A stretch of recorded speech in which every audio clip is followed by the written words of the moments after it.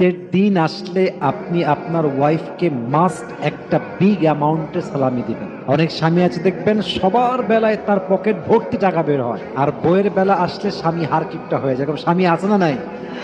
আমার মনে হয় যেই স্বামী তার বউকে ঈদের দিন সালামি দিতে পারে না তার মতো ফকিন্নি আর কেউ হতে পারে না, ঠিক কিনা বলেন?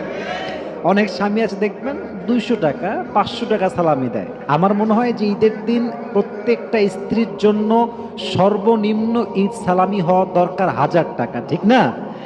এখন আপনার স্বামীর যদি সামর্থ্য থাকে, অবশ্যই স্বামীর উচিত তার ওয়াইফকে এটা বলা যে জান তোমার কতটুকু ঈদ সালামি লাগবে আমাকে জাস্ট সংখ্যা বলো। তুমি আমার বিশ্বাস রেখেছো, তুমি আমার বাচ্চার মা, তুমি আমার লাইফের সবকিছু, তোমার যতটুকু লাগে জাস্ট সংখ্যা বলো।